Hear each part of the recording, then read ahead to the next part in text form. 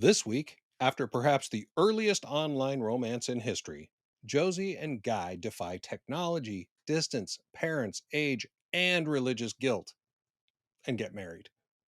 But defying the odds to get married doesn't guarantee they'll stay married, does it? Things were a bit off right from the start, but when Guy finally agrees to try for another baby, instead of happiness, Josie's world is almost torn apart. Welcome to My Crazy Divorce.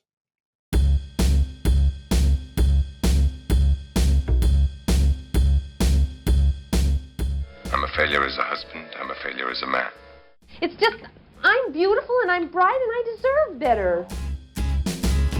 It's a great day, I'm feeling good. Oh, the possibilities of what I could. Oh, do with the world at my fingertips. My imagination brings a smile up to my lips. Oh. Hello, and welcome to another episode of My Crazy Divorce. I'm your host, Tom Milligan. I first met Josie on TikTok, where she gives great advice on marriage, divorce, and self love. From there, I found her podcast at heavypagespodcast.com. If you've ever wondered what a young divorcee goes through mentally and emotionally, you should give it a listen. I'm so glad Josie agreed to come on the show and share her crazy story. If you have a crazy divorce story, please go to mycrazydivorce.com right now and click on the Apply to be a Guest button. I promise we'll have a great time getting to know each other and recording the show. As always, remember, I'm not an attorney or a therapist, so please don't consider anything said on this show to be legal or therapeutic advice. Okay, with all the housekeeping out of the way, let's meet Josie. Josie, thank you so much for being here. I'm so excited to hear this story today. Thank you for having me. I'm really excited to share. Excellent. Before we get started, let's talk a little bit about your podcast. It's called the Heavy Pages Podcast. What Yes, is it it? is. So my podcast is basically, it started off as me opening up the journal that I decided to start when I first got separated. It was a way for me to share how I was feeling without driving all my family and friends nuts. And I started a journal. And so for in that journal, I just was just as raw and honest as I could with myself about how I was feeling. And I kept it for a few years. And so years later, I thought I've always wanted to do something with it. And podcasting just turned out to be the thing. And I decided to create a podcast where I would read a journal entry and talk about how I was feeling when I wrote the journal entry, what I remember about that time, and what I've learned along the way, and things that I've definitely probably took too serious or messed up on or could have done better, to kind of hopefully help other people that are in this situation maybe realize, oh, I've been there. Oh, there's hope. Oh, there's a future. And oh, maybe I'm feeling like this today, but I know I won't feel like this years from now or months from now, hopefully. Right. Well, that's So, fantastic. That's talk about a raw yes, feelings, right? yes. There's a lot of, a lot of venting, a lot of venting. Yeah. Well, let's do this. Before we get into your story, I do have a question Sure. for you. Okay. For those that are not watching this on YouTube, they can't tell. You have quite a colorful array of hair on your head. There's some purple, there's Yes. some blue. Yeah. Has that been a long-term thing? Well, this particular style has not, but I really like it. And I think I'm going to be sticking with it for a while. But for a few years, I started like maybe just the tips of the bottom, doing it a different color for each season to see how I felt. And gradually I was like, you know what? I got braver and I decided, let me do the whole head or the top part. And so I've done red, purple, blue, green. I've done every color. And now I'm doing a few colors at once. And this Yeah. one I really dig. So Well, I'll tell you what, I think it's awesome. I think it looks great. thank you. So, Thank you very much. all right, well, let's do this. We're going to start and figure out who you are. Okay. So, where did you grow up? Well, I grew up basically in Florida, Central Florida. My parents are from Puerto Rico. I am Okay. the first member of my family to be born in the United States, and I was born in Pennsylvania. But thankfully, before I turned 3, they moved to Florida because I don't think I could have handled that cold weather or that snow and driving in snow. So they moved to Florida. I'm very happy about that. And I've been in Central Florida ever since. I basically grew up over near Disney and spent all the way up to like 8th grade over out by the Disney area, watching that area expand. And I used to Got it. ride my bike to what was called then the Disney Village. Now it's downtown Disney. That's how close I was. And Wow. so in Florida, I'm a Florida girl. That's how I see it. Yeah. There you go. So your parents, they immigrated or whatever you call it. It's not really immigration when you're in Puerto Rico. It's Right. They um just moved over, yeah, they came just over. moved. And you say you were the first one to be born in the States. What about like do you have siblings? I do. I have an older brother and sister that were born in Puerto Rico, and I have an older half sister. And then I have a younger brother that was also born with me in Pennsylvania.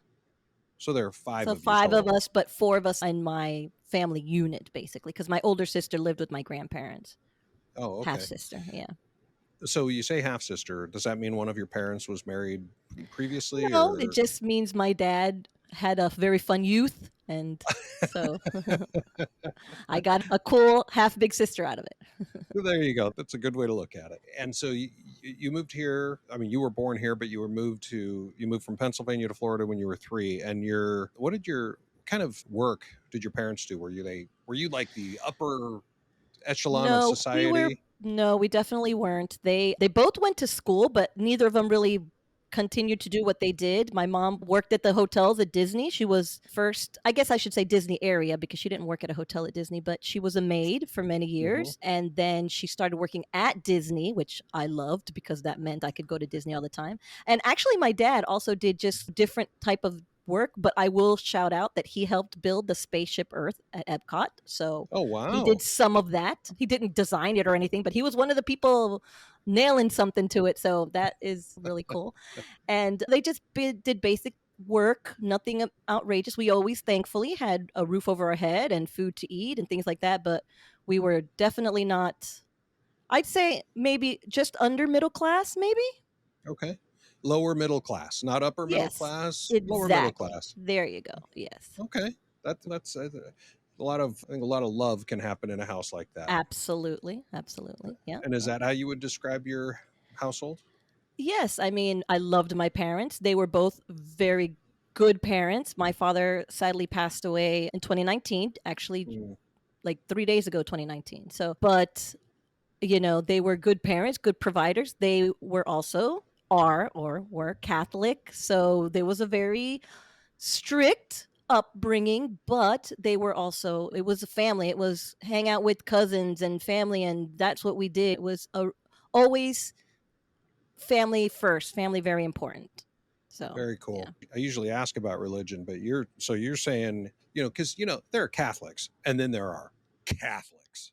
You guys sound like you were Catholics. Yeah, we were the don't miss a Sunday, Good Friday. We weren't allowed to watch TV. We weren't allowed to talk. We weren't allowed to laugh. We weren't allowed to vacuum either. So it wasn't like it was anything you did was if you do this, you are hurting God or Jesus Christ. Good Friday. So it was always just a day of reflection, quiet, and don't do anything. Don't make a loud noise. And that meant they couldn't spank us either because it was Good Friday. So they were very, very strict in that aspect and followed as much as hard the Catholic religion as you can, I guess. So have you carried that forward? I mean, I'm gonna say sadly no. I consider myself now more of a spiritual than religious. I believe Hmm. in God, but I have a bit of a problem with things of the Catholic Church through history and even recent that kind of makes me not say I'm so much a Catholic. If you ask me, I'd say I'm a Catholic, but I have some serious issues. Yeah, I was raised Mormon and I Okay. get it. I Yeah. get you. Okay. All right. And you went to elementary school, middle school, high school, all right there. Did you move around a lot or were you pretty Well, I stable? went No, we were pretty stable for a long time. So I went from kindergarten through 7th grade to the school over by nearby Disney, and that was an interesting experience just because it was Windermere in Windermere area. So Okay. there was a lot of rich people that went there, but also people from the outskirts. So you got a really interesting combination of people at the school. But I loved it, and so I was there till 7th grade, and then my family decided to move into Orlando, and Okay. then we moved into the Orlando area. And so it was only like another really big move, just 2 big moves, because basically where we moved to is where we stayed. So, Yeah, so but fairly I had a hard stable. time. Yeah. Yeah. For me, had a terrible time because I'm not much about change. Probably because I didn't change for all those Mhm. years. But Well, and 7th grade is such a tough time to move anyway. yeah, Even yeah, though, I mean, you didn't move that far, but even 5 miles makes a big difference. It's right. different schools, different friends, different everything. Right. Yeah. It was about half an hour into Orlando and I knew nobody. I had no friends to hang out with. And back then, yeah, you had a phone call, but you couldn't just FaceTime or do any of that cool stuff you can do now. Yeah, So exactly. Okay, so after high school, did you go off to college? What did you do? I didn't. I was not really, I hated school. I hated school a lot. So Yeah. I didn't want to continue in school. So I just went to work. I found a few different jobs that I liked, and I would do three at a time to fill up my days. And that's pretty much what I did. I've tried everything. I tried to be a nail tech. I did a dog groomer. I worked retail. I tried it all just to see what sounded fun to me. So, Well, there you go. yeah. All right. Well, let's do that then. So now we've got you out of high school. We figured out Josie is not a conformist. I think we can all get that part of it. So let's talk about your ex. We're calling him Guy. Guy. Yep. Guy. Let's talk about Guy. Where did he grow up? So he grew up in a whole nother state. He was in Louisiana, actually, and Not that's too pretty far. much, yeah. So that's where he was from, and that's where he grew up, and that's where he lived. Is he like a city boy or was he out in the No, I think sticks? he was country. Yeah, I think he was a country boy. Yeah, and he had divorced parents, and there was a bit of problems in that relationship. His mom had some issues with addiction and stuff, and so he had a really hard growing up. He didn't have the family situation that I had where it was all family unit all the time. He had more of a really unhealthy situation growing up. Oh, that's too bad. Yeah. Did his parents, did they stay together? How, and well, I Oh know you no, said no. they were They divorced. How divorced. long? I honestly can't tell you how long they were divorced when he and I met, but it had been a while because his father was already remarried and he had a half brother, so it had been a while. Okay. Yeah. Okay. So he grew up in a split home.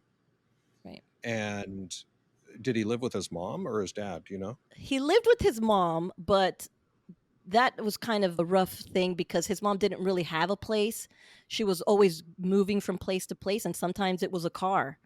But he Oh, had this need to not abandon his mother. Like he oh, has an older okay. sister, and she was like, "This is not working for me," and she went to live with her dad. But he didn't want to leave his mom. I think he felt like that protection thing, which also made him have more trauma because he Hmm. stayed with her and lived through a lot of more difficult situations. So Does he just have the one sibling then, one sister?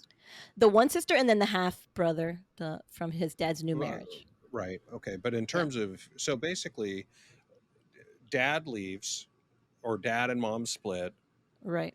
Sister takes off and goes and lives with dad, but Guy stays with mom because he's like the man of the house now, maybe. Something like that. And I think maybe it was more that the mom split and the kids stayed with her, but then the sister was like, "This isn't working. I'm going to go with dad." And then Guy was like, tried to wait it out and maybe see if she would change or settle down or something like that. Right. Okay. Wow. Sounds horrible. And so Yeah. so he grew up and probably did not have a lot of opportunities to like play sports and all that kind of stuff. Then it sounds like. Not really, but one thing I will say about him was that he was really into music and being in band. He was in band, a percussionist in band, and that really was like his outlet. That's the thing that probably helped him escape the realities of his life. So he did a lot of music. He wasn't a sports guy. He was the band geek, basically. The Yeah. band geek. Okay. And now, all right. So let's figure out how you guys met. How did we meet? Well, we met on this cool thing called America Online. Are you kidding me? No, back in the day when it first started, when it was really a place of people that were curious and wanted to connect, and there were chat rooms, and I loved it. It was so cool to go log in and hear that beeping noise of your modem and stuff. And Right. I was in a chat room talking with people, and this one person started chatting with me, and then they invited me to a private chat room, and it's like, "Would you like to go to a private chat room?" And I'm like, Okay. So we went into a private chat room and talked, because back then when you were talking and in a group, everybody's talking. You just Mhm. have to remember to look and see if you see the name of the person that's talking to you, and everything gets jumbled. So we went to the private chat room and we talked and got to know each other there a little. And then from there, we moved to talking on the phone. And then a few months later, he moved to Florida. Probably, actually, Wow. that's not true. I went to Louisiana to actually meet him face to face. And then after that, he moved to Florida. Yeah. Okay, so let's get some time frames here. Yeah. When did this start? What year? 1994 is when I met him. Close to Christmas, 1994. Okay, I got to ask. How old are you? Okay. I will be 50 this coming April. Really? Yeah. Congratulations. You do not Thank look you. it. Thank you. Ola vole. No, just kidding. Yes. Nice. Oh wow, good for you. Okay, yeah, Thank you. I'm sitting there trying to do the math in my head, trying to Hmm. figure out how you did the AOL thing because I'm thinking you're in your 30s sometime. Anyway. Thank you very much. Okay, so all right, so Uh-huh. 1994, you guys start chatting. You get in the private chat room, Yeah. and I've never.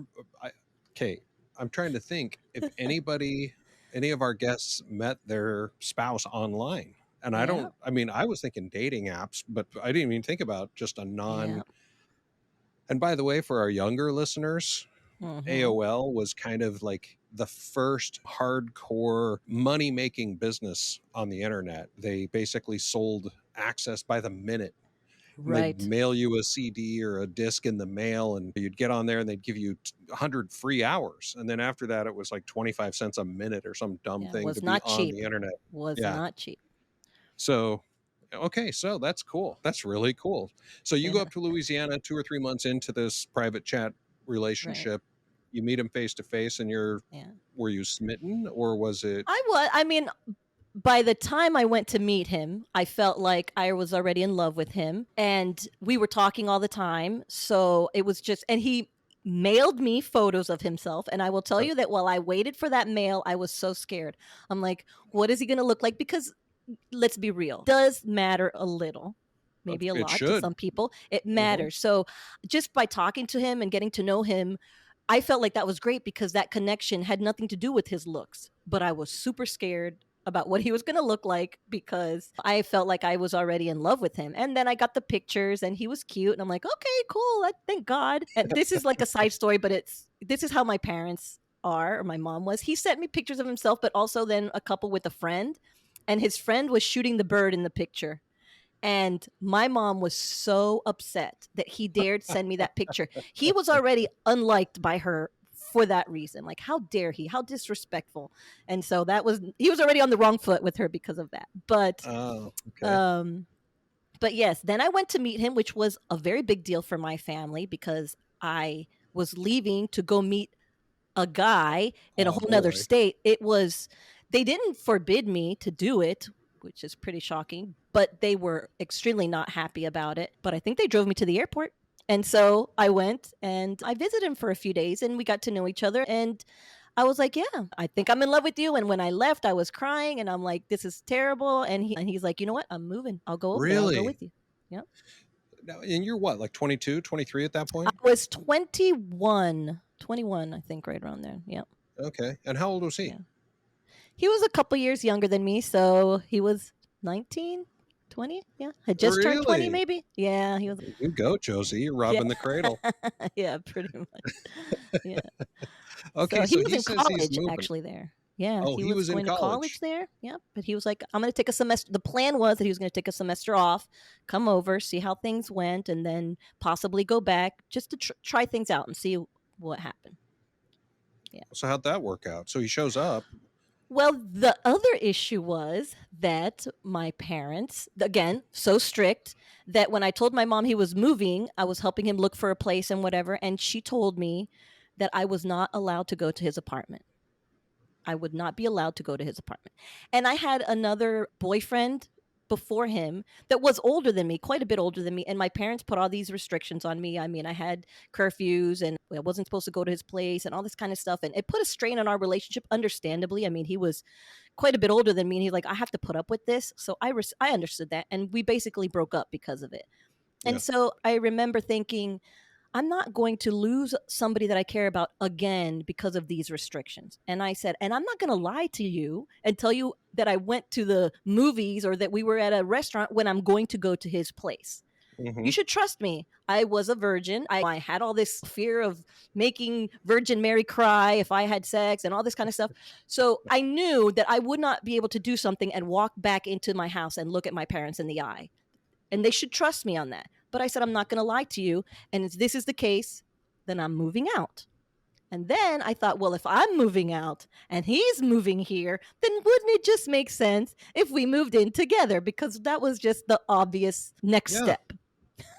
Well, it So, makes perfect sense. oh, But it's also, that's an interesting thing because for example, I mean, when I got divorced a few years ago, I wasn't a virgin at the end of being married for 28 years, but the idea of living with someone that I wasn't married to was a really weird thing to me. yeah, And so a year or so later, yeah, it was a year and a half later, I was dating this woman and we talked about moving in together. And I don't have any religious qualms with it. It was just right, weird right, because I'd spent my whole life thinking, oh, you can't do that. You have to be married to live with someone. right, So right, I get that, especially if at that time you were still a virgin. That had to be a right. weird thing to think about. Well, I mean, I was all for it and I felt very confident that I could control myself. This was also very the naive, I was like, that's fine. This is not going to be a problem for me. It just is convenient if I'm going to move out and he's looking to move out and he's going to move here that we move a place together. And I actually said, because I'm going to ask a friend of mine to also move in with us so it doesn't look like, oh, me and you are living together. It's going to be like a Right. roommate situation. And I had another friend move in, which was a disaster, which we won't go into, but it was a disaster. And so to make it look less inappropriate, let's say. Yeah. So Three's company. yeah, exactly. So I was like, let's give this a try. My parents, again, were not happy and they refused to meet him because I was going to move out with him. And so, but I did. And Wow. I apparently had zero of all that reserve and strength and will that I thought I had. So, An amicable divorce, sometimes referred to as uncontested or collaborative divorce, has been proven to provide better outcomes for everyone involved. I'll share the easiest way you can accomplish a collaborative divorce by using ourdivorce.com. But first, you'll want to understand why it's so important. Reason number one a collaborative divorce is better: an amicable divorce costs a lot less. The average cost of a divorce in the US is over $15,000, primarily in attorney's fees. With ourdivorce.com, it only costs $299, and payment isn't required until you print your final documents.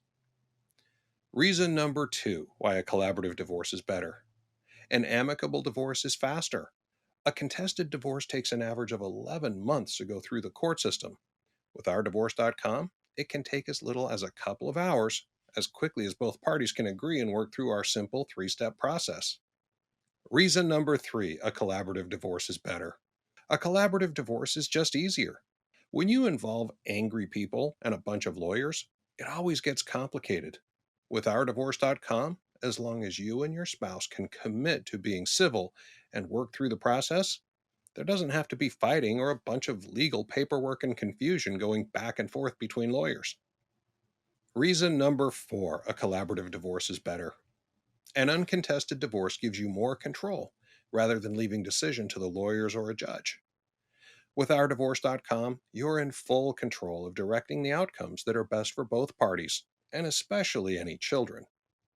Reason number five a collaborative divorce is better: after an amicable divorce, you have the ability to focus on your needs and the needs of the children rather than focusing on a broken relationship with your ex spouse.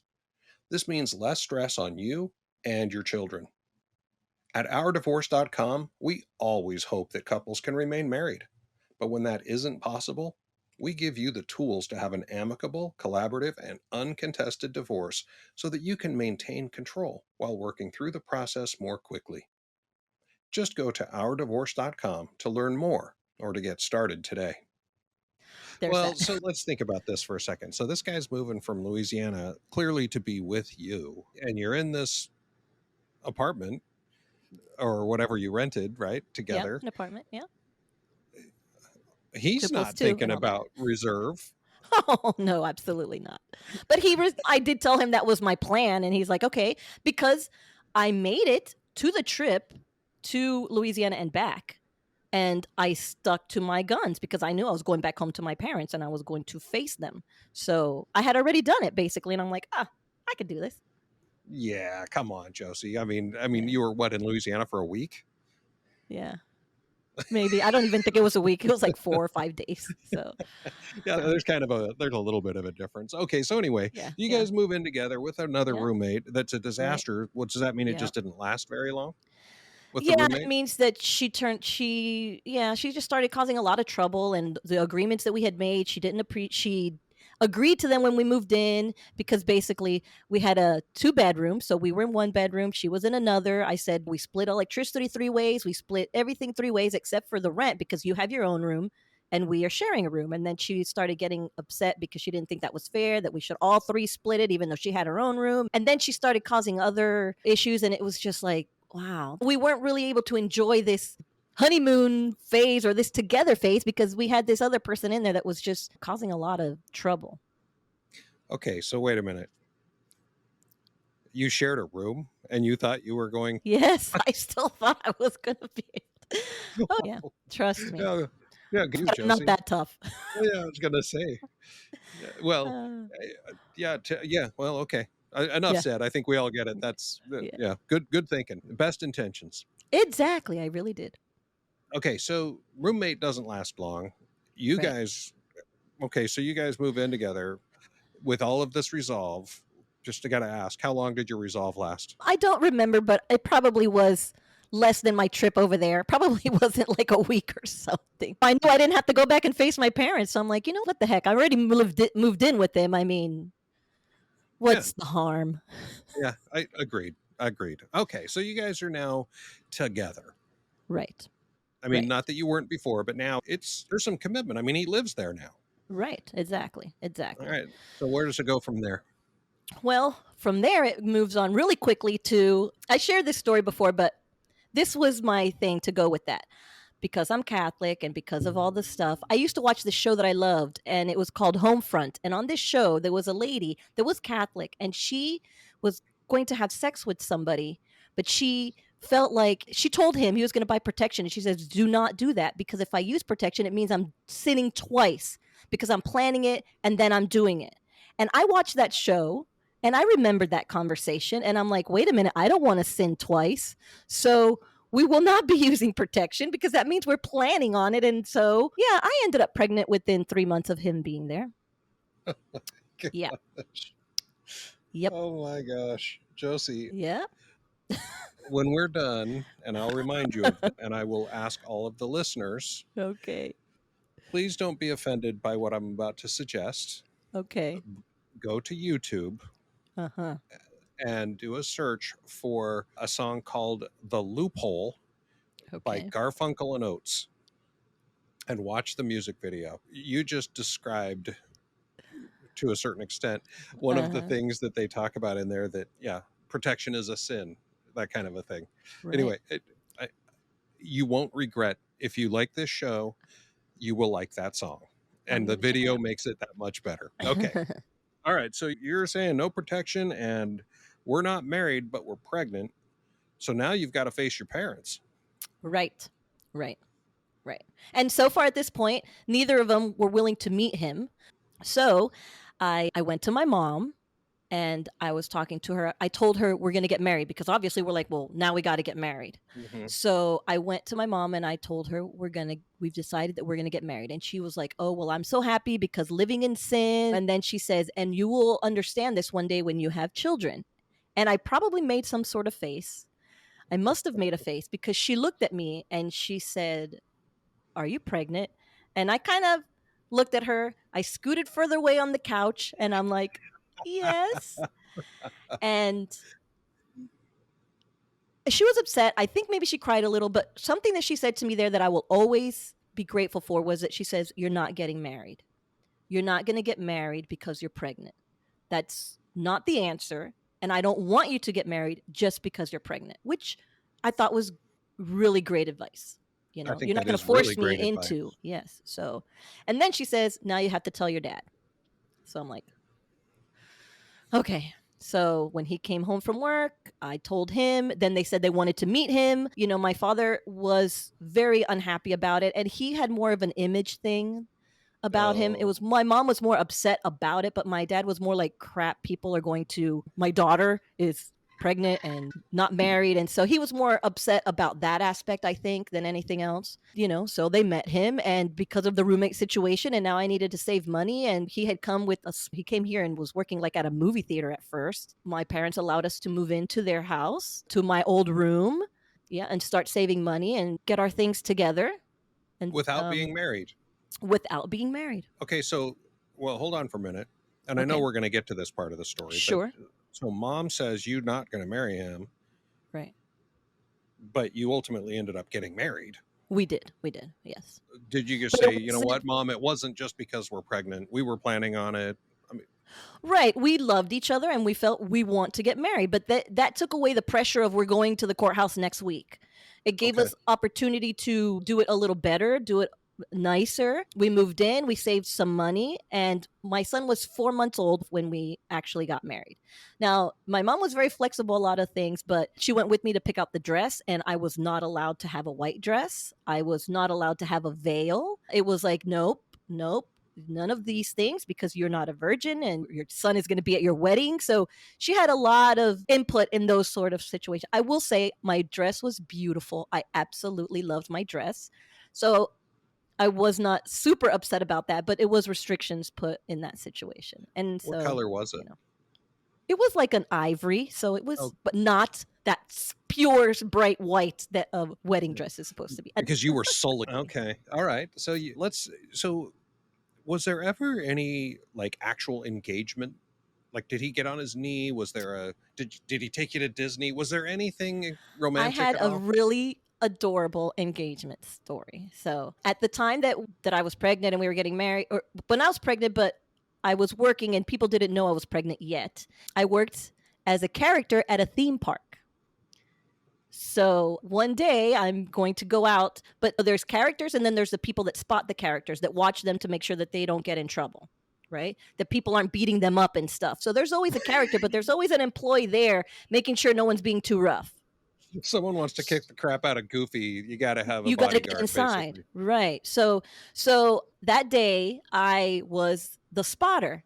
And so when I came out with my character, I noticed that there was a lot of managers standing by the front desk and stuff. And I'm like, that's weird. They usually aren't standing there. So I was like, okay, well. And then while I'm standing there, Guy comes up to me and gets really close to me. And I'm like, what are you doing? Get back. There's a whole bunch of managers here and I'm working. Don't come near me like to give me a kiss or whatever. I'm going to get fired. And then he you're gets in the down full on one suit, knee. right? No, I'm not in the suit. I'm watching the person in the suit. Oh, you're the spotter. I'm the spotter. Yeah. So he gets down on one knee and asks me to marry him right there in front of all of the managers, all of the guests at the park and whatever. And it was super, super cool. I thought it was pretty amazing. And then I realized that's why all the managers were there, because someone had told them that this was going to happen and they were there to watch. And I was like, get away. I started pushing him away because I'm like, I'm going to get fired. What are you doing? So that was a really sweet story. I love that. That's cool. And so at that, when did that happen? Were you living at your parents by then, or what's the story there? I was living at my parents, so that was late 1995. Yeah, because my son was born in 1996, and we Wow. got married we got married in October of 1996. So basically almost a full year engaged, or a Yes, full. yeah. But you'd been together at that point for a year before you even got engaged. Right, exactly. Give So or I would say take. when he moved and we moved in together probably in August of 1995. So yeah, a little over a year. Yeah. Okay. Wow, that's a great story. All right. So thought- you had the Disney engagement. Well, it wasn't you're- Disney Oh, okay. You had the park. theme It was park. one of the other theme parks, but I'm not trying Disney. to think of the other one in. Orlando area, but whatever. It was All right. SeaWorld. Oh, okay. Yeah, that makes sense. I was baby Shamu sometimes. Really? Yeah. That's awesome. Yeah. Yeah. So you're married or you're engaged. You get married in Right. late 96. 96. Now, this is the part of the story where it either is like everything started out great and then went really horribly, or it started out really pretty bad and just got worse.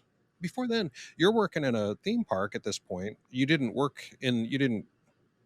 wear the costume in the heat throughout your pregnancy, I assume. Right. Once I told them that I was pregnant and I started showing and whatever, then yeah, I just was a spotter for the rest of the time. Yeah. Okay. And what was Guy doing? Well, I have to give him props. He knew tons about computers. And so he started off, working at a movie theater. When I found out that I was pregnant, the plan was we're going to see how this works. He was only taking a few months off of school and supposed to go back. So I told him, I am pregnant and I am okay being responsible for this child myself. We had plans. You were planning to go back to your school to finish. And I don't want to be the reason you don't do that. So you can leave. I'm not going to hate you. You can go. And he said, no, I love you. I'm going to stay. And he made that choice. I gave him the choice. Some people will say, well, what else was he supposed to say? No, he could have said, you know what? I do want to finish. I will go and we can see what happens. But no, he chose to stay. So just putting that out there. He was really good with computers. He was very smart and he started applying for technical support jobs and things like that. And he got, a good job at a company doing tech support to start. That's what he did. Well, that's cool. Yeah. All right. So you get married. By then, get married. Had you moved? Were you still living with your parents when you got married? We were living with my parents. We stayed married. We stayed living with my parents probably even another 6 months after we got married. So we stayed with them trying to build up money and have money to move out. And it's hard to say if there was problems from the beginning. I do say that I believe that had I not gotten pregnant, we would not have stayed together because there were things about him. There were things about me that really were not compatible so much, but now I'm all about family. I have a child. He chose to stay. We're going to make this work. We're going to be a family. Things that maybe don't work well for me, I'm going to have to deal with them because this is now marriage. This is now life. Yeah. So, and so you guys stuck it out. I mean, you were married, but it doesn't sound like it was. I mean, there is no perfect marriage, but the way you just said that, it made it sound like things weren't that awesome. They weren't. They really were not. Like one of the reasons we moved out of the house, and it's a sad story, but I went back to work, but I wasn't working at the theme park anymore. I was working at another job while he would be at home with our son. And so I would go to work, but he wasn't, let's be real. He was 20 years old. I get it. And he didn't pay as much attention to our son as he should. But we were in my mother's house and we had taken the garage, which was a big space. They had closed off and that's where we had that was our little studio place. And so my mom would be out in the rest of the house and she would hear my son crying and she would hear Guy like telling him, quiet, be quiet, whatever, and not like soothing him or whatever. So one day my mom just couldn't take it anymore. And she went and grabbed my son and was like, nope, you are not watching him. You're not taking care of him. I'm tired of hearing him crying. You're treating him poorly. And she took him. And then Guy calls me at work and all this happened. I had to leave. I had to quit my job. I had to go back home so I could stay at home with my son at nights. And then the guy was like, we need to leave and we're moving out. And I'm like, okay. So I understood why my mom did what she did. I get it. I don't want to hear my son crying and whatever. So he wasn't being the dad that I would have hoped that he would have been at that time. That was one issue. So did you know about that before then? I mean, were you aware that he wasn't taking care of him? Had your mom said anything up to you? I don't remember that she had. I mean, when we were together, I would see that mostly I would be playing with him. And of course he would play and talk with him or whatever, but he was mostly hanging around the computer, doing stuff on the computer, the internet and all that stuff back then. And so I could see that he didn't put a lot of attention, but I don't remember her telling me that he did that. But maybe she did. And I just didn't want to, oh, it can't be that bad, or he's fine. Or I had to talk with him and been like, hey, pay a little more attention. Right. So. All right. So you've been married for 6 months. So it's middle of 2007-ish, or 97, excuse me. I do that all the time. So the middle of 1997 or early 97, and you guys move out of your parents' house. We move out. Rent an Yep. apartment someplace We close rent by, an or what? apartment. Yep. But we rented a nice little apartment. It was 3 bedrooms. So he would have his office and our son would have his little room. And it was a nice little place. I liked it, but it was on the second floor. And the downstairs neighbors, even though they were nice about it, they would kind of make comments about my son making too much noise or running around. And so it was a nice place. And we were there for maybe 2 years. And then I told Guy, I think we should look into a house. I think it would be a good idea to get a house, to give our son a yard so that we don't have to worry about neighbors. And this was part of one of our issues, was that he didn't feel like he wasn't looking for growth. I get it. He lived in a car. He's like, a 3-bedroom apartment is awesome for me. I don't need more. I'm content here. This is But a I Taj was Mahal. not. Yeah, and I was not. I wanted a house. I wanted a yard. I wanted more. And so I pushed for more. I was not also looking for like the most expensive. I was, and I will say still to this day, that I call myself cheap. Like, I will look for the deals. I will Uh-huh. look for the deals. I looked for a very lovely house for a very good price, something that we could afford. And I pushed for it. And he went along, but begrudgingly. He didn't really want to, but he did. Another thing that we had issues with was finances. I stayed home because obviously him watching our son at night was not going to work. So I didn't work, and I didn't want to put him in childcare if I could. And by that time, Guy was making pretty decent money at his job. So I didn't need to work, but he brought in all the money. So it was kind of hard to finesse the whole thing, because I'm not bringing in any money. He's bringing in all the money, but I'm telling you, I want to buy a house. And finances were a little bit of a struggle. It was hard Yeah. to tell him, don't buy something, because it's like, why can't I buy something? I work. But it's like, I know you work, but you can't buy everything. And then there was a lot of pushback in that situation. And I felt bad. Yeah. It was an interesting thing in my first marriage. I just remember this. When we got married, we were both working. She was in school, and she finished up school. And I think we were both making like 10 or 11 bucks an hour, which back in 1992 and 3, not bad. Right. But we weren't rich. I mean, we were lower middle class, if that. Okay. Maybe there's upper bottom class. And then when we had kids, she quit, and I had started making better money. And for the first time in our married life, we were doing okay. And I would go out to lunch once a week, and lunch gets expensive if you're not going to bring Right. it from home. But once a week, Right. I would go out for lunch, and every week I would get the biggest ration of shit. And it wasn't as much, I mean, it was about the money, but also we only lived 10 minutes from the office. And she said, well, if you can go out, why don't you come home? Right. And it's like, once a week to go out for 30 or 40 minutes with friends from work is not a bad thing. Right. And back then you Right. could get a combo meal for $5. It wasn't that Absolutely. big of a deal. Right. Right. Right. But yeah, money was always an issue as well. So I get it, especially, and Right. she didn't work. And so Right. I had that same attitude. It's like, look, I'm making this money. I should be able to go out to lunch once a week. And I Right. still feel that way. Right. I think she was going a little overboard. Not saying you did.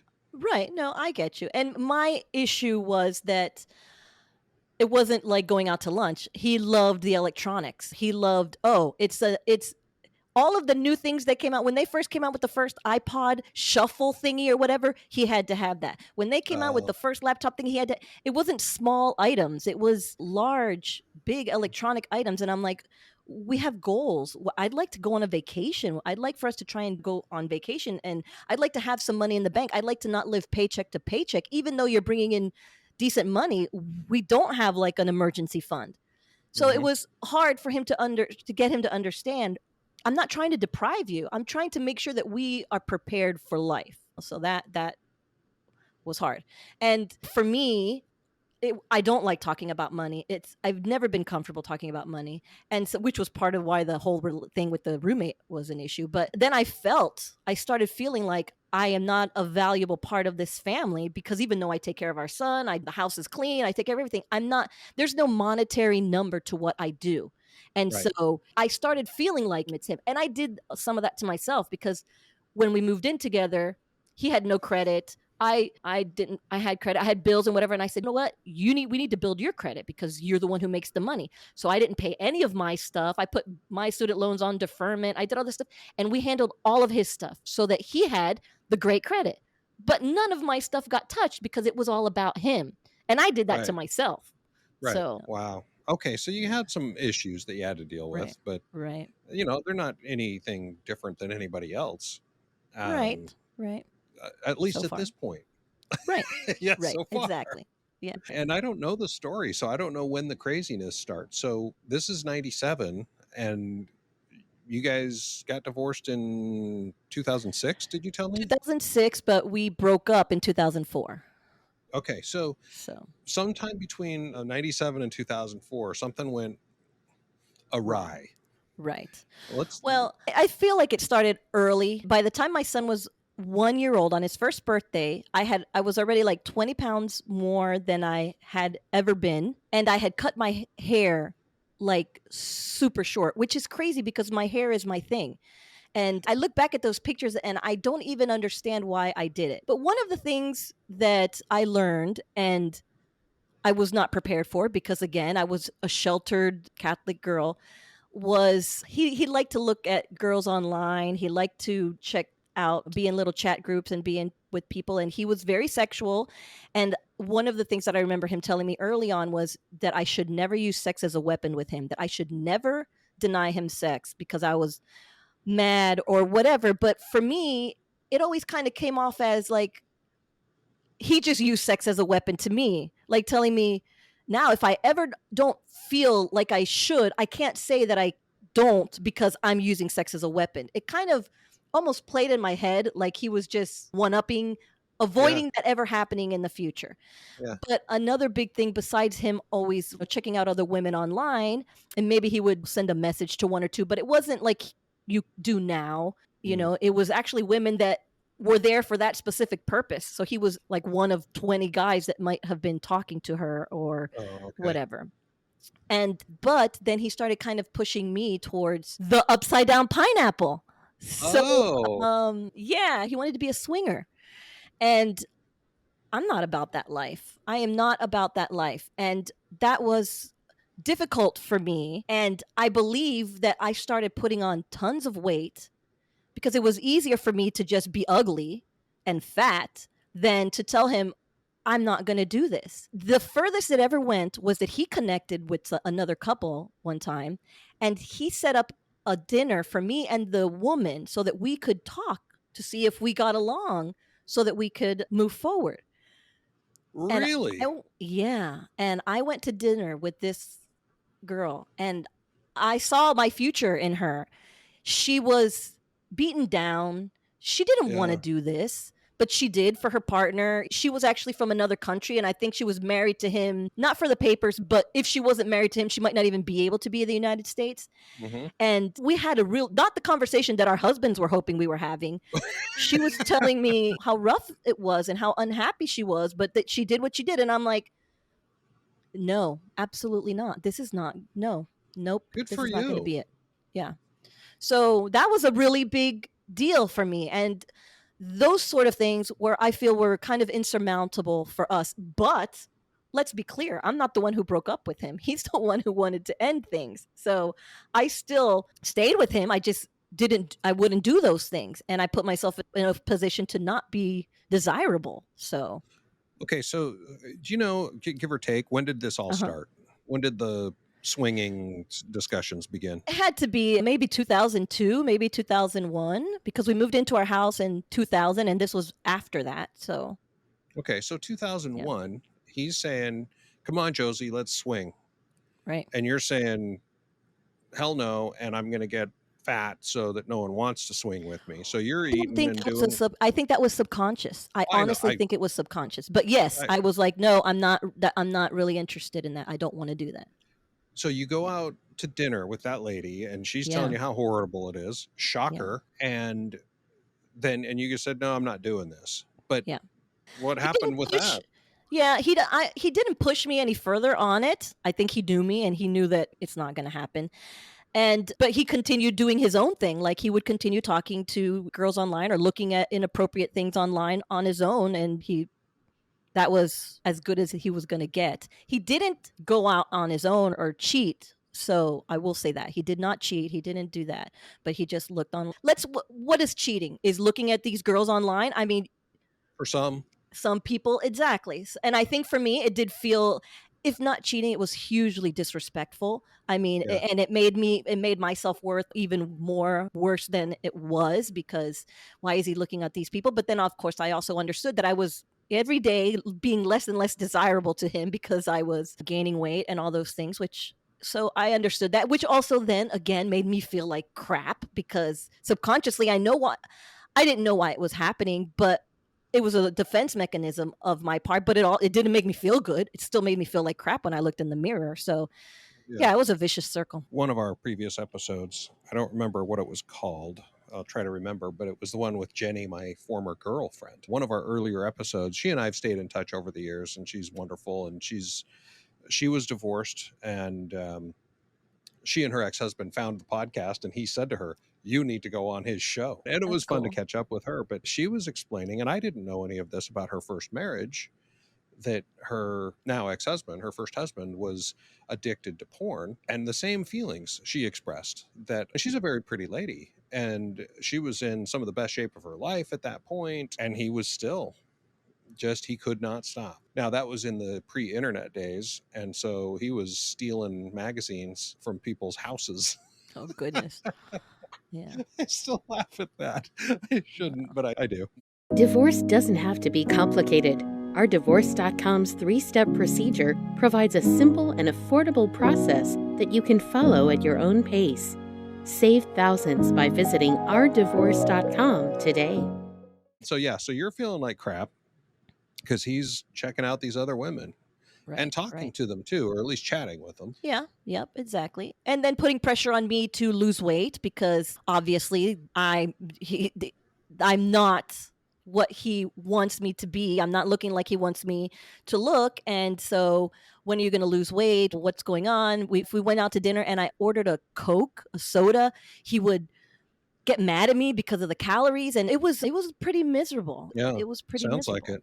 Yeah. But he's 26 years old at this point, right? I mean, Yeah. I mean, I'm sorry, but we're all stupid in our 20s. Of course, So- of course. And I get that, but also another issue in that whole situation was that he had a really good job. And because he was so young, most of the other employees there, the guys that he would work with, because it was mostly men, were single.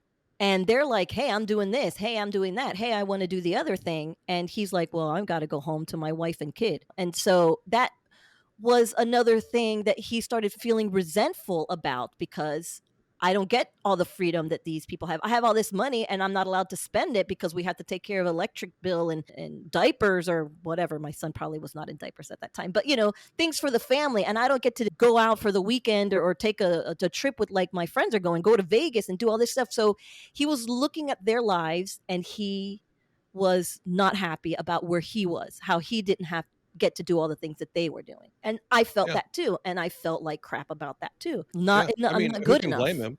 Who can blame Right. him? I mean, he's 26. He never got to sow his wild oats, so to speak. Right. And damn it, Josie, you're not letting him. Right. I get it.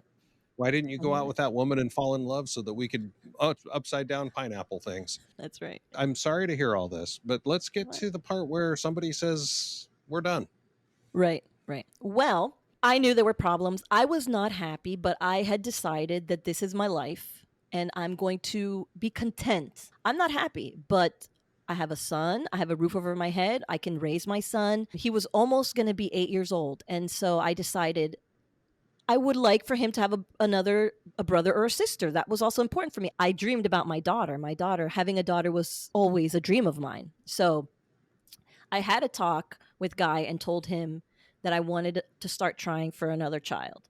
And I don't know why, but we had decided that February, we're going to start in February. We'll wait till February. In February, we'll start for another. Okay. So when February came around, I said, "Hey, it's February. And then he's like, yeah, I thought about it and I don't want to. And also, I love you, but I'm not in love with you anymore. And I think I need a break. So I was just like, what? Like blindsided and devastated and in shock and like all of the feelings that you feel, just like I can't believe it. What do you mean? And I am also like a people pleaser and a fixer, kind of. Maybe Uh-huh. not so much a people pleaser, but a fixer. And I'm like, okay, well, you need a break. What do we got to do? Let's get you into one of these places that it's like pay by the week or whatever places. Yeah. Go there, take the week, because in a week you should figure out that you're fine and that I was wrong and that I should come back. So take the week, go over there, do your thing, analyze yourself, and we'll figure out the budget. We'll make the finances work so that you can do that. And so he went and he stayed there, and then he started taking salsa classes right away. Okay, I'm going to be honest. He had always told me he wanted to try them. I was very self-conscious. I thought that as a Puerto Rican, it's embarrassing. I thought I had no rhythm and I didn't want to. And I didn't feel confident about myself. I didn't like myself. So I wouldn't do it. So then the week that he took to separate, he signed up for salsa classes, went right in, started doing that. And I think we couldn't sustain him staying more than a week. And after that week, he was like, I mean, I still don't feel like I still feel the way I feel. And then I made what I think is one of the hugest mistakes of this whole journey, was that because I had parents that were only 20 minutes away and he didn't have anybody in this state and whatever, I packed up my son and I left my house, which I regret. I regret that. I regret that to this day. I left my house for him, for his comfort. I, of course, still felt like he's going to change his mind. He's going to change his mind. So I'm going to go for a while. That's the day that I moved out, is the day I started that journal. It was horrible packing up my stuff and leaving. But I still felt like he's going to recognize, oh, what a great thing I am and how crazy it is that he's going to, what did I do? And change his mind, and I'll just move back. So that's kind of how that went down. Well, that's an interesting thing, because I'll tell you, I'm not a people pleaser, but I am, what did you say, a fixer? So when my ex-wife Trinity, 3 years ago, by the way, 3 years ago, I believe today. Wow. I could be wrong. I might be off by a day or two, but 3 years ago right now, we were arguing over what an emotional affair was and whether or not she was having one. And she was, by the way, spoiler alert. And she said, I need space. I need time to think. And I immediately, well, I'm going to a hotel then. And I went off to this hotel and I stayed there for the next 6 weeks. Wow. And it was 4 weeks in, by the way, that I realized, yeah, she's planning her exit. She wasn't needing space. She was planning her exit. And here we are. But you and I think are cut from the same cloth, that it's not that I'm trying to please her. I was trying to fix things. I loved her and I wanted to stay married. So it sounds like that's what you were trying to do as well. That's kind of the thing, is what you're saying, is that we, as the people, the dumpies, I like to say, we're blindsided in that moment, but the other person has been working on this. By the time they tell us, they've done a lot of the emotional work and come to grips. So we're like, why aren't they crying? Why aren't they suffering?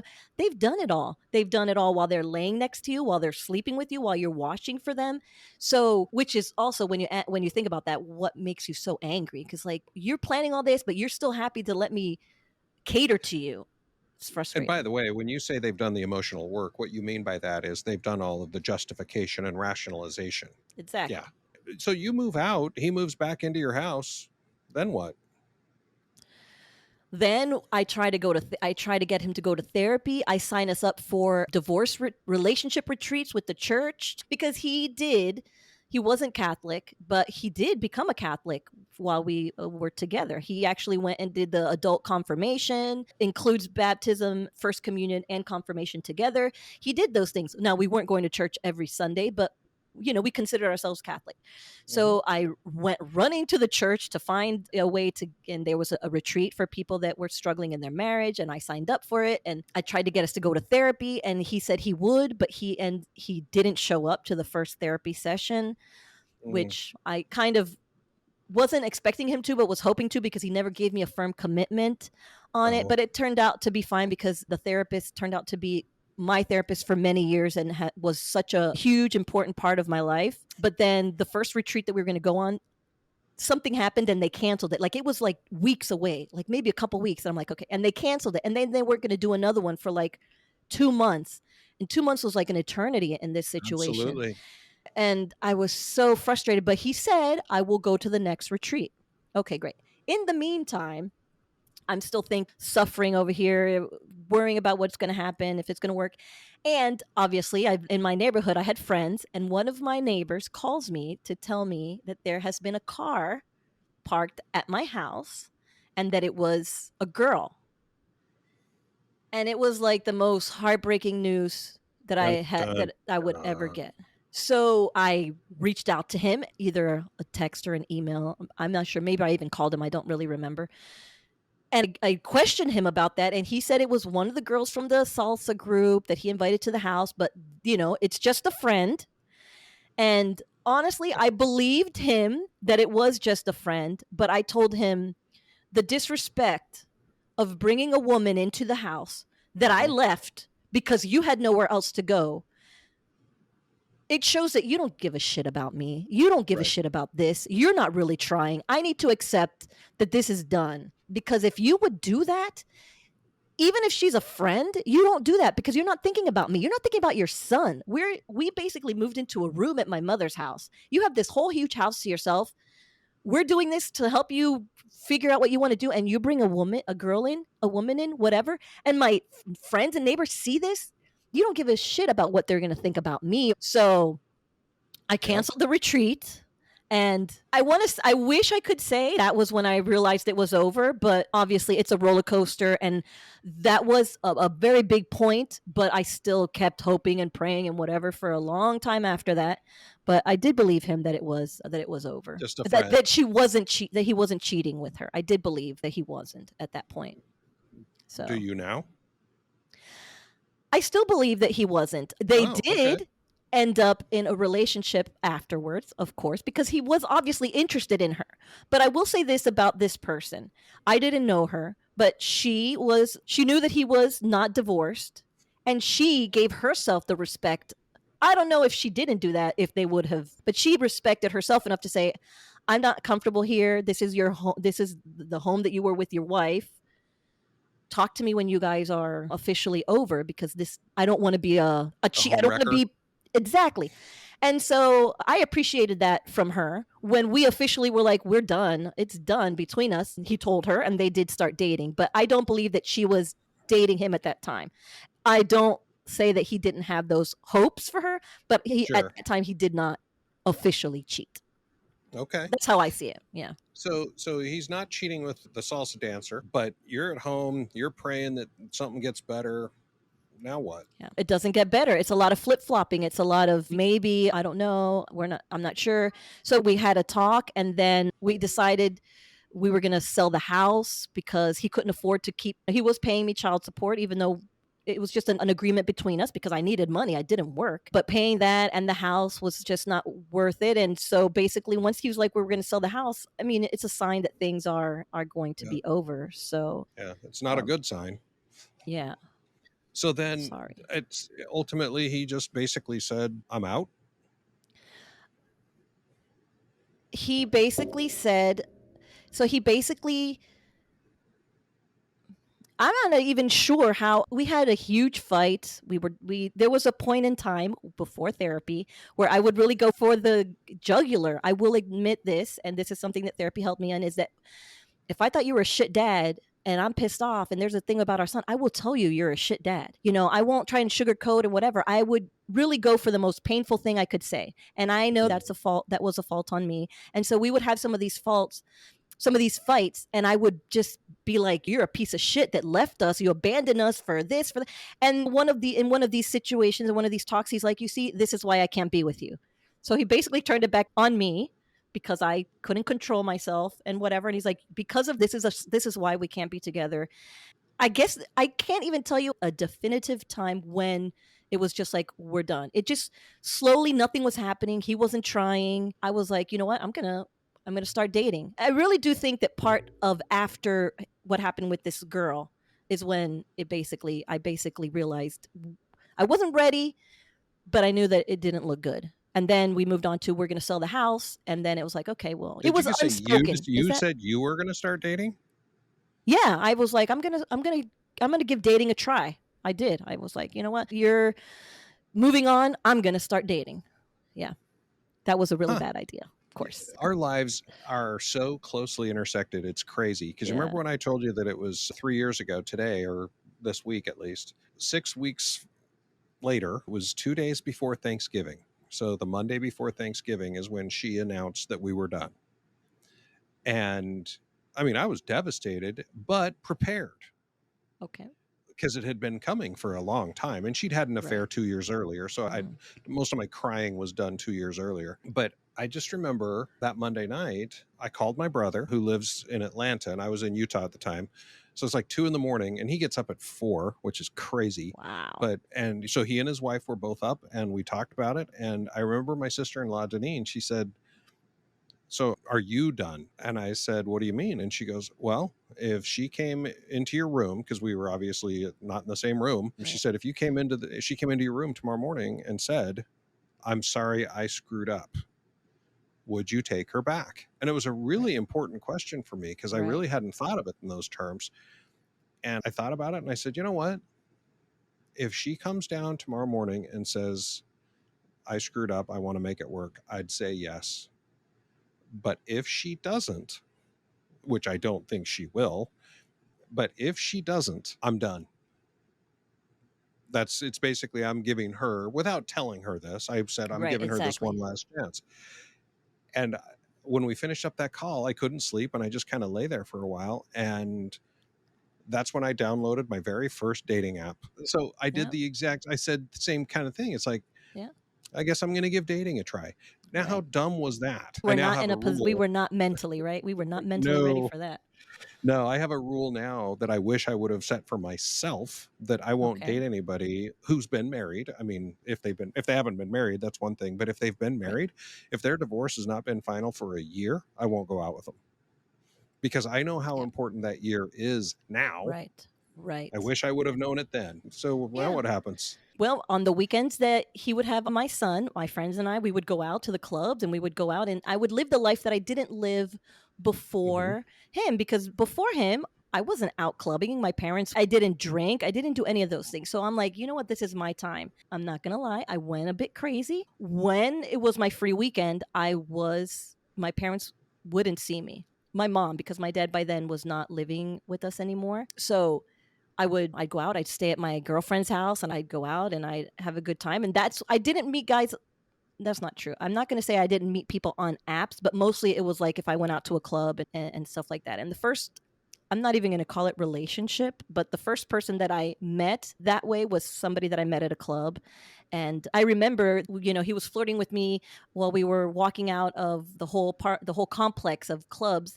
And I started asking him, are you married? Are you divorced? How many kids you have? I like grilled him in just those like 5 minutes. And my friend was like, you have so many questions. And I'm like, well, it's important.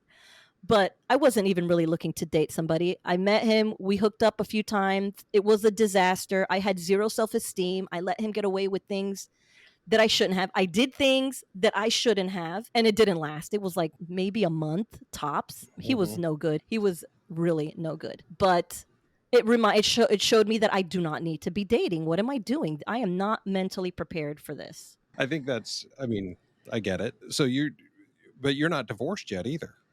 No, we're not divorced, but I knew by that point we were over. I mean, I feel like we were. I know I wouldn't have done this if I didn't feel like we were over. It was just me actually accepting it, because he knew he was done. He knew he wasn't coming back to me. I just was not there yet. I just didn't want to accept it yet. But we were broken up. In fact, I told him the thing about us was that we didn't hate each other.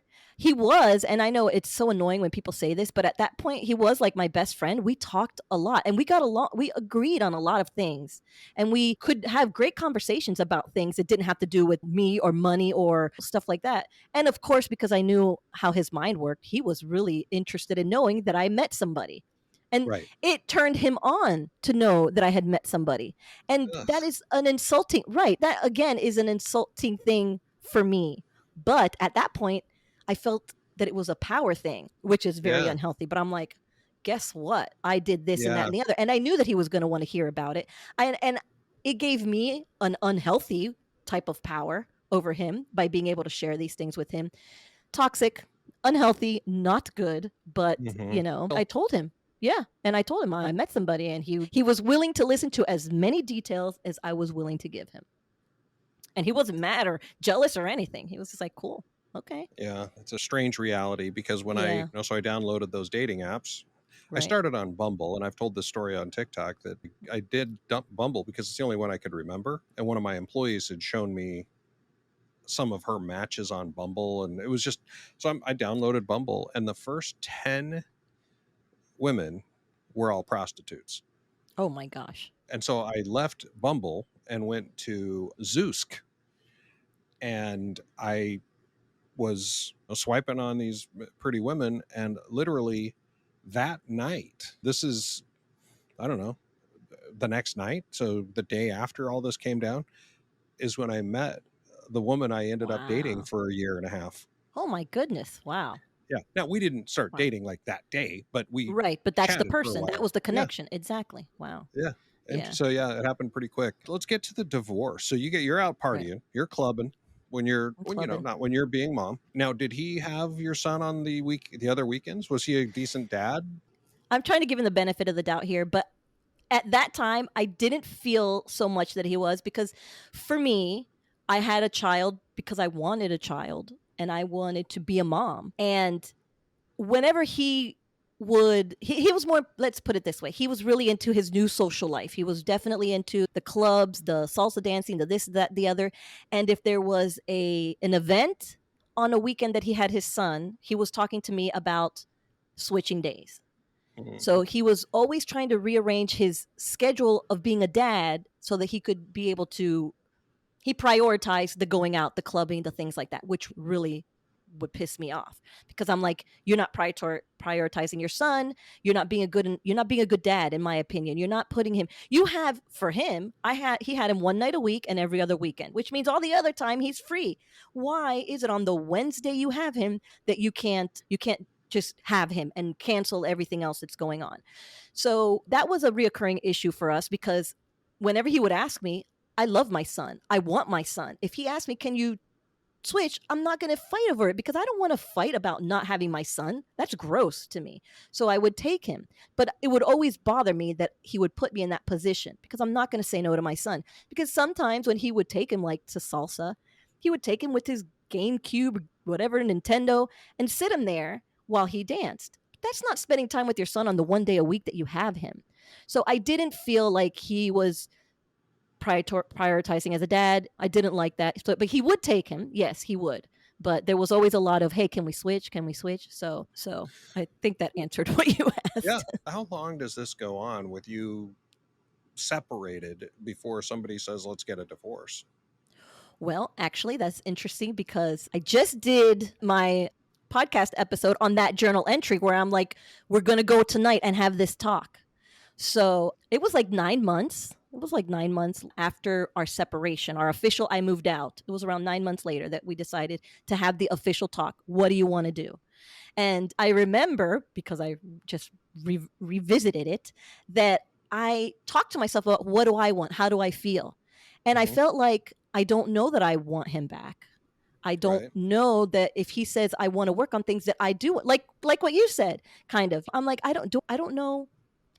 I don't think that I do, but he's my husband. This is my family. So if he says yes, I will try, but I'm not sure that's what I want to do. And so we had the talk, and he was like, I think we should divorce. And I'm like, I knew that was probably what he was going to say anyway, but that was the official conversation of, yes, this is what we're going to do. We're going to divorce. You'd been apart for 9 months. The house 9 is months. sold. The house is There's sold. not a lot of assets that need to be dealt with. No. You've got a visitation schedule. You've already agreed on child support. I'm going to just go out on a limb and say that the divorce itself was kind of a non-issue, non-event. It was super easy. And of course, one of the things that I saw that I remembered was that I had told him, start the paperwork, take care of it. We're going to do it. I want you to take care of it. Because in my mind, I was like, you wanted the divorce, you wanted separation, you handle it all. But of course, he didn't. And also, we weren't in a rush because I didn't have a full-time job, and he had me on his insurance, and he was fine doing so. So we weren't in a rush because of that, also because that helped me. And so it was fine. But once I officially got a full-time job, I was like, okay, I want to be divorced.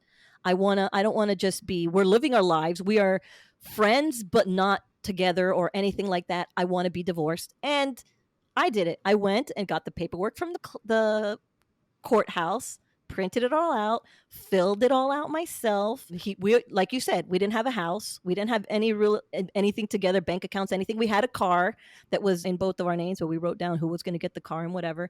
And then we agreed on child support. We agreed on visitation. And it was as easy as filling it all out, submitting it, and waiting for the judge to say, for us to go in front of the judge to have the final hearing. Okay.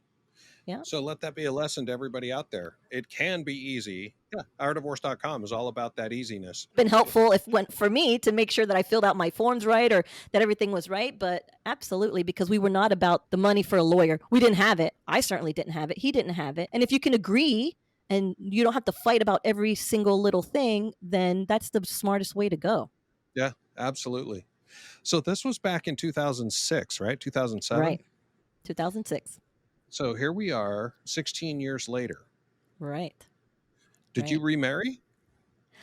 I have not remarried, but I do have a partner. So I enjoyed 5 years by myself. I dated a little here and there, but I never had a relationship, like a boyfriend-girlfriend relationship, just dated around and whatever. And then I really enjoyed my time being a mom and being single and just living it.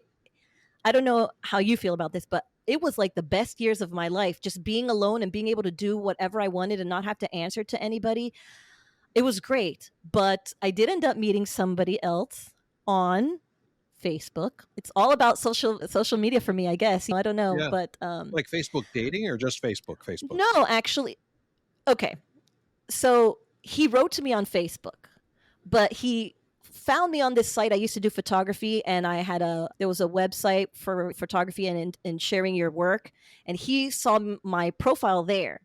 And then he found me on YouTube, on Yahoo Personals, when that was a thing. Yeah, there used to be Yahoo Personals. And so I was on Yahoo Personals, and he saw my profile on Yahoo Personals. But then he wrote to me on Facebook. So he told me all this, which actually he's lucky that I was in the mind frame that I was, because it sounds super stalkery. Yeah. But to me, it was like, wow, you really wanted to talk to me, that you went through all 3 different platforms to get to me. And for me, it was like like an ego boost thing, but it could come off as super stalkery. It could have depended on the day I read that email. It could have been one way or the other.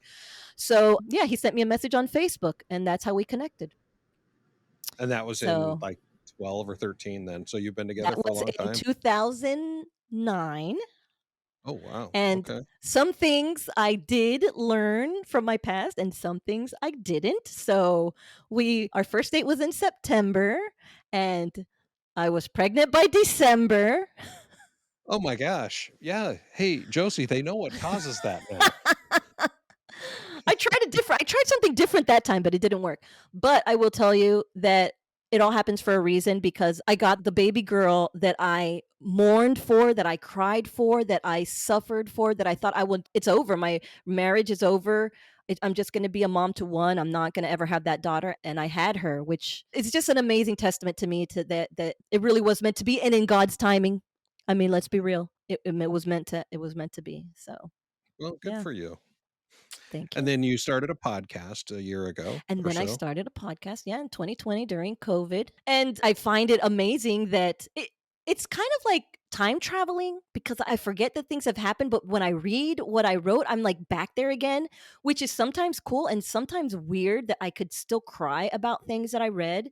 And I know that it's not a connection still. It's not the loss of him, but I remember those feelings, which are horrible feelings, and they're deep down still in you. And when I relive some of that stuff, it's amazing how I can still react. Yeah. Well, you've been divorced for a long time. I've been divorced Right. for 2.5 years. But like I said, Yeah. 3 years ago, right now, is when this all was coming down.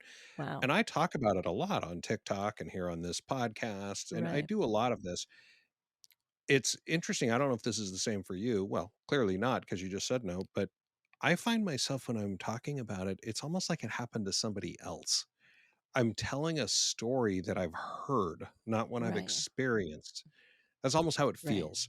And people on Right. TikTok are always saying, dude, you need to get over it. And I'm like, no, I'm over it. I hope I'm helping other people, but I'm over it. Right. I'm good. This is the best time of my If life. you need to get over it, I need to really get over it. It's for help. It's to help. It's to share what you've been through so that other people that are in it, see a window into there is hope. It's not just, I don't think, like you said, it's not like I'm pining for Guy because I'm talking about it 10, 16, whatever years later. It's not about that. No. Hmm. It's about me, and it needs to be about you, and it needs to be about that person that's trying to figure out the emotions. The problem is when you put it too much to them, because it's not Yeah. about them. It's Right. about us and what we're learning and how we Yeah. hope to change and avoid happening it again. Yeah. Tell the listeners where they can find your podcast.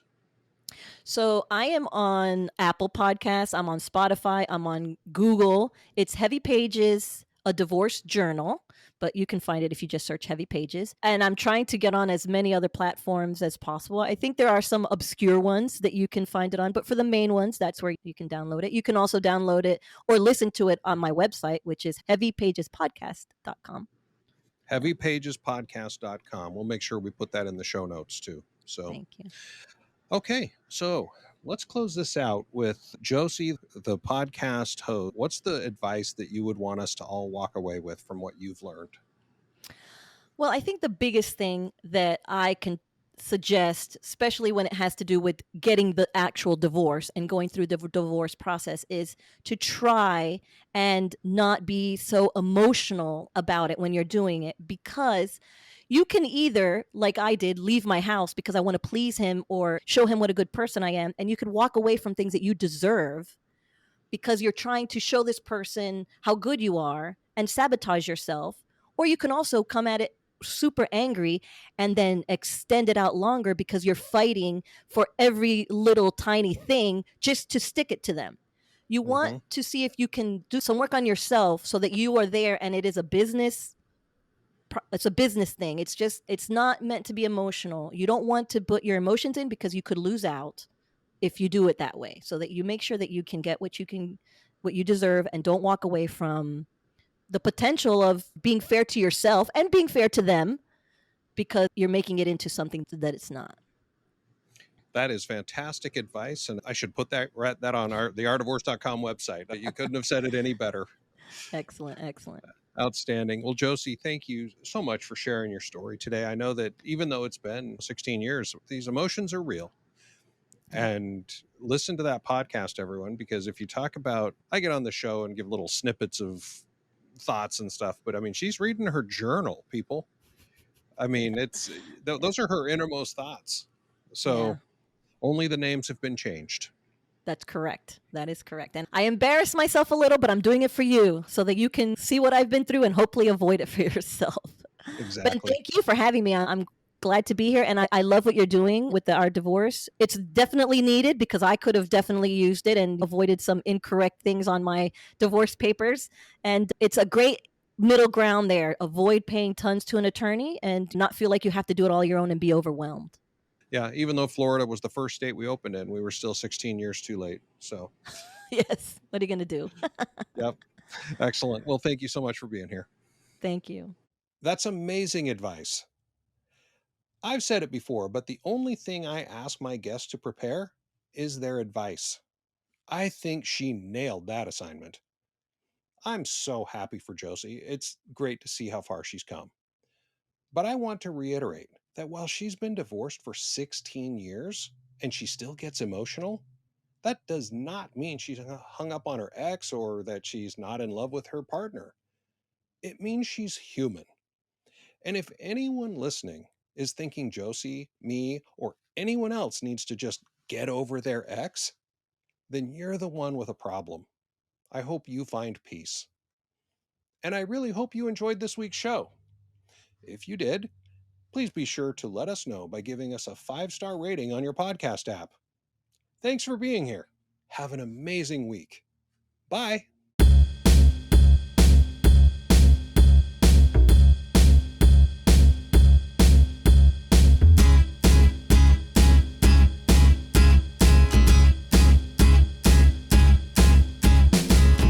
It's a great day, I'm feeling good. Oh, the possibilities of what I could, oh, do with the world at my fingertips. My imagination brings a smile up to my lips. Did you know you can get divorced without hiring an attorney? Let ourdivorce.com guide you through our 3-step process for a simple flat fee. Visit ourdivorce.com to learn more and get started today.